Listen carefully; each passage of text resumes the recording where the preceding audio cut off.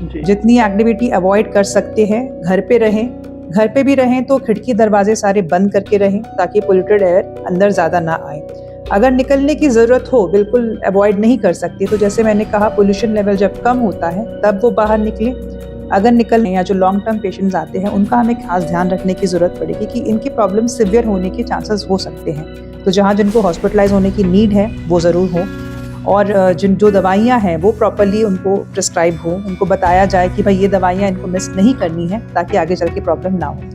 प्रदूषण से ये हम मानते हैं कि सबसे ज़्यादा इफेक्ट फेफड़े होते हैं, हमारे लंग्स होते हैं, लेकिन लंग्स के अलावा सर से लेके पैर तक हर एक ऑर्गन, हर एक अंग हमारा इफेक्ट होता है पोल्यूशन से, कहीं ना कहीं अभी या आगे चल के। नमस्कार, हम भारत को विश्व गुरु बनाने की बात करते हैं, लेकिन क्या वाकई में हम उस और आगे बढ़ पा रहे हैं? क्योंकि हम देखते हैं कि दिल्ली दुनिया का सबसे प्रदूषित शहर बन गया है। दिल्ली के अंदर 380 AQI दर्ज किया गया है और आने वाले टाइम पे प्रदूषण का स्तर और बढ़ने वाला है। दिल्ली में रहने वाले और दिल्ली के आसपास रहने वाले लोग, NCR में जो लोग रह रहे हैं, वो दिल्ली को गैस चैम्बर कहते हैं। तो ऐसे में इतने बुरे वातावरण में हम कैसे सुरक्षित रह सकते हैं? तो इन तमाम स्वास्थ्य मुद्दों पर बात करने के लिए हमारे साथ हैं डॉक्टर ए संध्या जी, जो कैलाश हॉस्पिटल की चेस्ट फिजिशियन है। मैम, इतना वातावरण खराब हो गया है, छोटे बच्चे हैं, वो उनको केयरिंग कैसे हो सकती है इतने डिफिकल्ट एनवायरनमेंट में? नमस्कार, ये आपका बहुत ही इम्पोर्टेंट और सामयिक क्वेश्चन है, क्योंकि इस वक्त हम देख रहे हैं कि AQI लेवल्स 300-400 लेवल के ऊपर जा चुके हैं, और दिल्ली NCR क्या पूरे नॉर्थ इंडिया में ही ये हाल है। तो हम सभी इतने पोल्यूटेड एयर को अंदर ले रहे हैं, ब्रीथ कर रहे हैं। घर पे हर कोई नहीं बैठ सकता, तो स्पेशली जैसे आपने बच्चों की बात की है, बुजुर्ग और बच्चे सबसे ज़्यादा इफेक्ट होते हैं इन चीज़ों में। बच्चे, क्योंकि इनका लंग डेवलपमेंट या जो पूरी तरीके से उनके फेफड़े डेवलप नहीं हुए होते हैं, तो यही प्रदूषित हवा वो अंदर लेते हैं, तो उनके आगे जाके लंग के डेवलपमेंट में इफेक्ट होता है। बड़े होने पे इनमें asthma, lung cancer, allergies, bronchitis, ये सारी प्रॉब्लम्स होने के चांसेस बढ़ जाते हैं। बच्चे बाहर खेलने भी जाते हैं, तो जितना कोई भी फिजिकल एक्टिविटी होती है तो तेज सांस लेते हैं उस वक्त, तो और ज्यादा वो गंदी हवा अंदर लेने के चांसेस होते हैं, तो वो नॉर्मल लोगों से ज्यादा प्रभावित होते हैं बच्चे। तो मैम, प्रदूषण बहुत बढ़ रहा है और कौन कौन सी बीमारियां लोगों को हो रही है, इस अवसर पे क्या कहना चाहिए? प्रदूषण से ये हम मानते हैं कि सबसे ज़्यादा इफेक्ट फेफड़े होते हैं, हमारे लंग्स होते हैं, लेकिन लंग्स के अलावा सर से लेके पैर तक हर एक ऑर्गन, हर एक अंग हमारा इफेक्ट होता है पोल्यूशन से, कहीं ना कहीं अभी या आगे चल के। तो सबसे कॉमनली तो जब हम पोल्यूटेड हवा में रहते हैं तो इमीडिएट इफेक्ट जो होते हैं, हमारे आंखों में जलन होती है, गले में जलन होती है, खांसी होती है, स्किन में एलर्जीज होते हैं, स्किन में इचिंग होती है, ये तो सबसे कॉमन हर कोई फेस करता है। सेकेंड, इसके अलावा फिर लोगों को जुकाम, खांसी, इरिटेशन, ये चीजें होने लग जाती हैं। जो लोग ऑलरेडी लंग की प्रॉब्लम से अफेक्टेड हैं, जैसे जिनको दमे की बीमारी है, COPD है, ब्रोंकाइटिस है, हार्ट की बीमारी है, न्यूरो की प्रॉब्लम्स हैं, इनकी ये प्रॉब्लम्स बढ़ जाती है। जिनको अस्थमा है, COPD है, उनको अस्थमा और COPD के अटैक्स बढ़ जाते हैं, ब्रोंकाइटिस बढ़ जाता है, एलर्जी के सिम्टम्स बढ़ जाते हैं इनमें। इनफैक्ट हार्ट के पेशेंट्स में इस दौरान पोल्यूशन वाले लेवल पे स्ट्रोक और हार्ट अटैक के चांसेस भी बढ़ जाते हैं। फिर लॉन्ग टर्म अगर हम देखा जाए आगे जाके, जिन लोगों को कोई लंग की बीमारी ना भी हो, जो हेल्दी लाइफस्टाइल भी जीते हैं, उनमें भी ये सारी प्रॉब्लम्स आगे चढ़ के बनने की संभावना बढ़ जाती है। OPD में हम अक्सर जितने पेशेंट्स देखते हैं, जरूरी नहीं कि वो वही हो जिनको पहले से कोई प्रॉब्लम्स हो। नए पेशेंट्स हम रोज या हर साल ज्यादा देख रहे हैं। आपको अभी आई डोंट नो पता है कि नहीं, लेकिन लेटेस्ट स्टडी के अनुसार दिल्ली NCR में पोल्यूशन की वजह से लोगों की लाइफ स्पैन कम से कम 8 से 8.5 साल कम हो रही है कंपेयर टू बाकी जो दुनिया के लोग हैं। मैम, यही चीज मैं आपसे पूछने वाला था कि पोल्यूशन की वजह से लाइफ सर्कल जो लोगों का वो कम हो रहा है, लेकिन लोग कहते हैं कि जैसे मॉर्निंग वॉक में जाना भी पोल्यूटेड हवा में बहुत खतरनाक साबित हो रहा है, उसको लेकर क्या कहेंगे? इस वक्त मॉर्निंग और इवनिंग दोनों में वॉक, कोई भी एक्टिविटी, एक्सरसाइजेस, योगा सब अवॉइड करना चाहिए। क्योंकि जैसे मैंने बच्चों का बताया था कि इस वक्त कोई भी आप एक्टिविटी करें, आप ज्यादा तेज सांस लोगे, क्योंकि एक्टिविटी बढ़ेगी तो वो ज्यादा बुरी हवा अंदर जाएगी। अगर बाहर निकलना ही है तो जब धूप निकल आती है, थोड़ा पोल्यूशन लेवल कम होता है, तब आप प्रेफर करें। अभी सबके पास मोबाइल है, AQI लेवल्स हम रोज हर घंटे देख सकते हैं। जी, तो जब AQI लेवल्स बिल्कुल लो होते हैं तब आप निकलें। सुबह और शाम को क्योंकि ठंड हो जाती है तो पोल्यूशन के जो पार्टिकुलेट मैटर्स हैं वो नीचे बैठने शुरू होते हैं, ग्राउंड लेवल पे आ जाते हैं। तो जो भी हम उस वक्त एक्टिविटी करते हैं हम ज्यादा PM 2.5 वाले पार्टिकुलेट्स अंदर लेते हैं।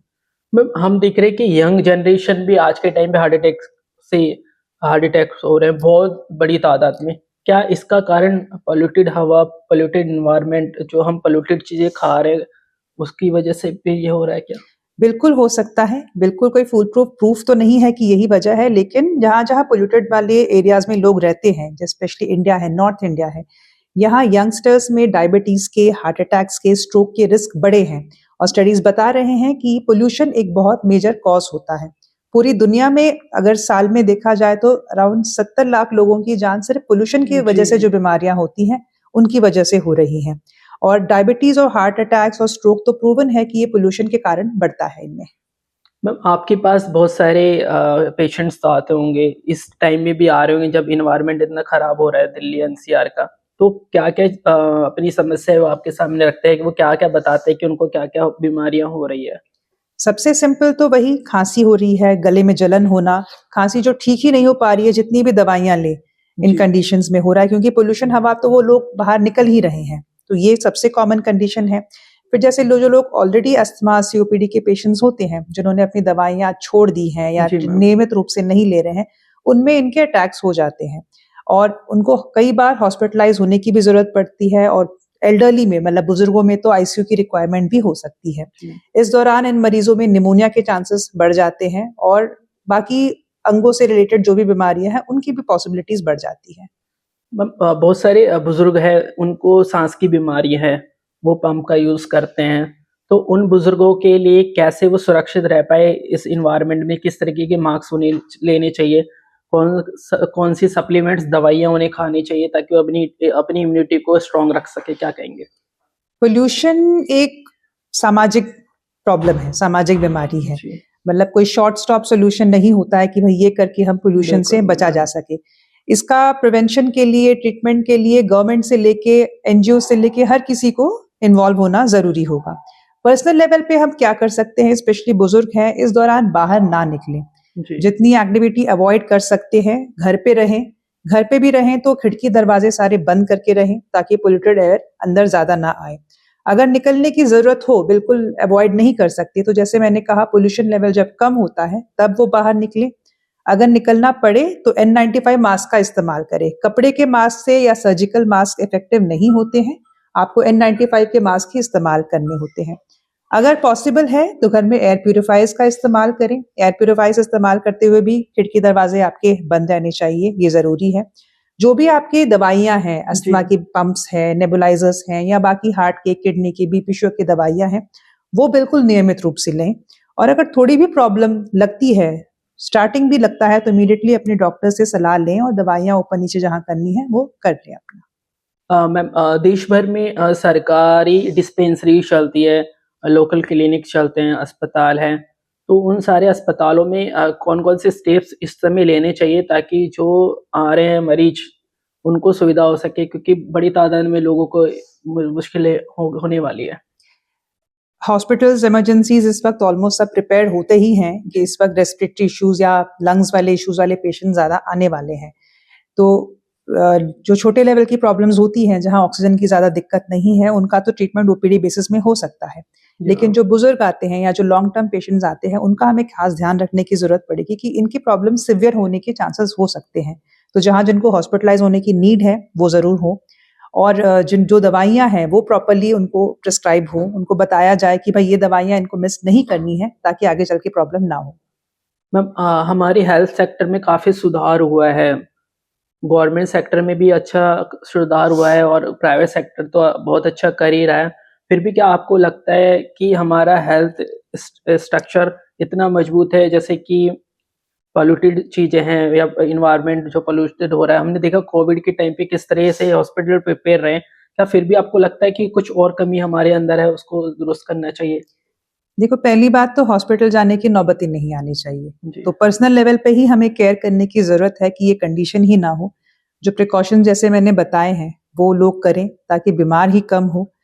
और जितनी मेडिसिन हैं वो रेगुलर लेते रहें। लेकिन हाँ, अगर जाने की ज़रूरत पड़े तो हॉस्पिटल जनरली सारे प्रिपेयर्ड होते ही हैं।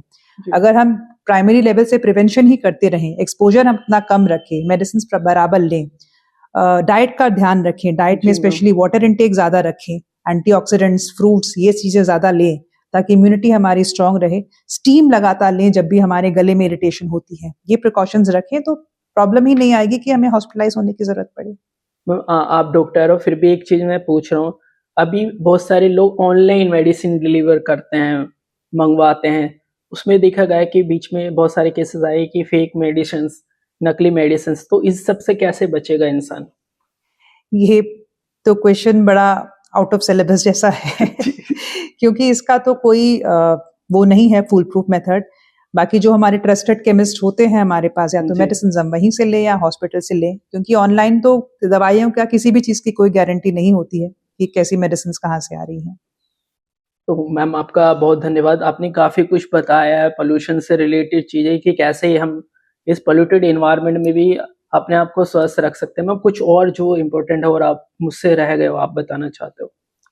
कई लोग एयर प्यूरिफायर्स के बारे में ज़रूर सवाल करते हैं, और एक ये धारणा है कि अगर एयर प्यूरिफायर्स का इस्तेमाल किया जाए और उसके बाद अगर पोल्यूटेड हवा में निकला जाए तो प्रॉब्लम्स आपकी बढ़ सकती हैं या लोगों को एयर प्यूरिफायर की आदत पड़ सकती है। तो ये मैं एक बार बताना चाहती हूँ कि ऐसा नहीं है।